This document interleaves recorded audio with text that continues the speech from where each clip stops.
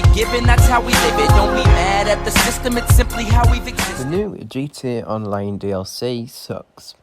Like, a lot.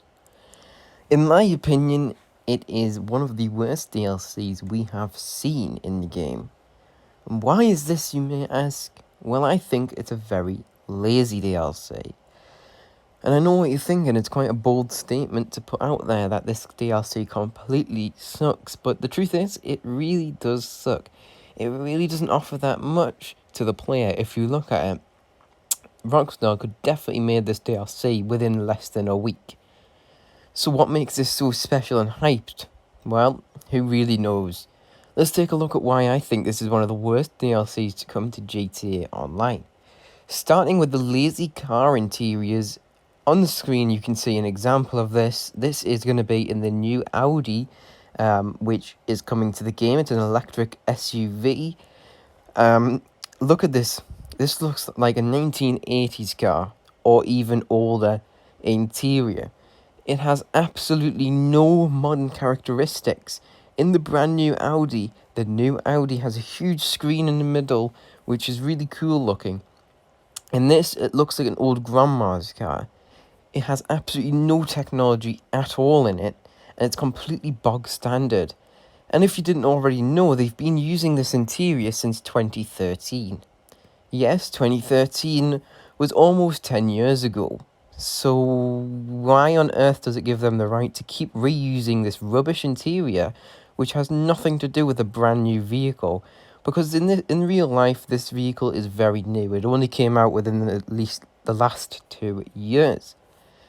So, honestly, this is pretty appalling. And the next thing relates to the cars as well. And most of the things to do with this are related to the cars as well, because they are a huge, huge letdown in this DLC. We have the same car sounds used 7 years ago as well. These are recurring in every single car. Usually they bring out some new car sounds, but there is really absolutely nothing new within this DLC. The only thing they did with the cars is give them a new look on the outside, and there's nothing groundbreaking about any of these cars at all. And they're also very overpriced, all of them being over 1 million, and some of them being over 2 million. So, yes, pretty horrific if you ask me. Next up, we have the new agency. Honestly, we got more in the LS Tuners DLC than we did in this new DLC. This DLC offers pretty much nothing. It's not the best way to make money, Cayo Perico still is, and there's no replayability in any of the missions because they're boring after the first run, because they are quite time consuming and don't give you enough money. Quite frankly, unacceptable. And for the price of 2.2 million or more, it reaches up to 2.5 million. It's not even worth a try. You may as well just ignore this DLC and wait for the next one coming in 6 months. You'd be better off doing that, in fact. I would say if you're not interested in any of this and it doesn't look interesting to you, just don't play because it won't be interesting. It's not interesting to me at all. It's very boring and repetitive, like every DLC usually is. With the new LS Tuners one, which we saw 6 months ago, we thought this might be a turning point for the DLCs, but that turned out not to be the case, as this is absolutely rubbish.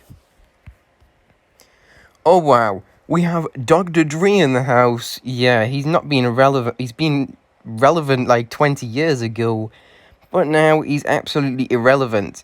Yes, he made a few new songs now, but honestly, he's never in the charts or anything, so who really even remembers him?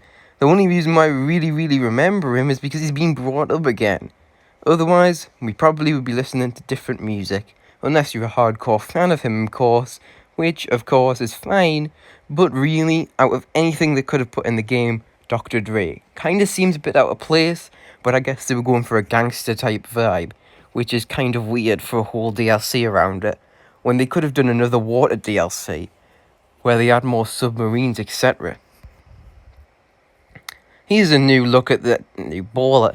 Of course, his image is not very good quality, but it gives you a good look, because this, honestly, is exactly what the new baller looks like. It's the exact same as the other three that are in the game already. So what makes it so different? Well, it's about 10 miles an hour faster. Yes, I'm not joking, that is literally the only difference. Oh, and you get a little bit of customization with it too. Oh, that makes it so much more worth it for the extra, 700k it's going to cost you. Yeah, totally worth it. Yep, definitely worth it. Finally, the new Porsche. This is just another rinse and repeat. Another lazy car. All they had to do was chop the roof off it and shove it in the game. And there you go. That's all it is. And it's the same lame interior used in the new Audi. Nothing different about it at all. And it does not look modern. This is a modern car we're talking about. Not a 1980s car. So why does it deserve to have a 1980s interior? Who really knows? The only thing that looks modern is the seats. That's kind of embarrassing if you ask me, considering this development team make millions upon millions a year, but yet will probably spend less than 100,000 on each DLC, because they know that the community will sluggle up anything that they get given, because they're so desperate for these DLCs, because we barely get any, that we'll take anything at all. That including, we'll never probably see GTA 6 for another 20 years, because Rockstar know they're making cash from this game. Absolutely everybody buys stuff in it. I don't, but quite a few people buy shark guards. That's exactly the reason we will not be seeing GTA 6, nor will be seeing any good DLC, because this is just another one which will be forgotten about in another 2 weeks. Oh, and these drip feed vehicles, they're not even worth coming back for.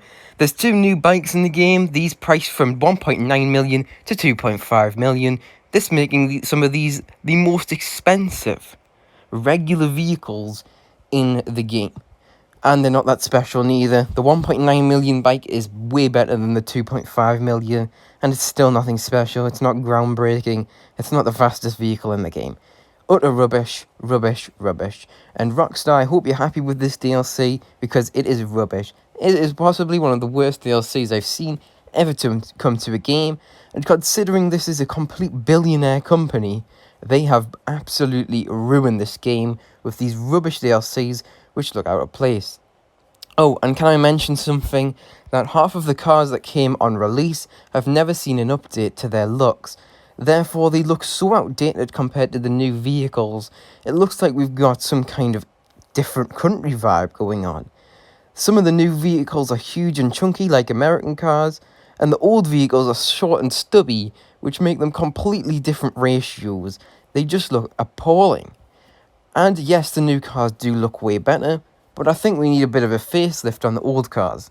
But then again, why on earth would Rockstar do that? There's absolutely no money to be made in the cars, so they're not going to do it. They'll only do anything that's interesting them in money. And we're not just talking a little bit of money, we're talking a lot. And I don't know how this DLC will ever be taken very well by the community. Oh yes, hang on, I do. Because we barely get any updates. That's the only reason why people like it. Be honest, nobody likes this DLC that much. It's honestly not worth it. A 6-month wait for this piece of trash is absolute a waste of time. This is why I haven't been playing GTA as much recently, because it's been so boring and bland. The only thing that gets done in this game is oppressor griefers coming along and blowing you up about 50 times before you get sick and move on to another game, and probably play that for the next month, come back and the same thing happens. This game is going to die very fast. In fact, no, it probably won't, because the community will keep eating up these updates, and that's not a bad thing. I'm not aiming to attack the community, but it shows how desperate we are for the new DLCs. Utterly appalling practices, and I don't really know how this DLC could be accepted as a really good DLC, because it just isn't. See you guys in the next video. Hopefully there's something good to talk about in GTA, but it's quite highly unlikely nowadays. Anyway, hopefully I will see you in the next video. Goodbye.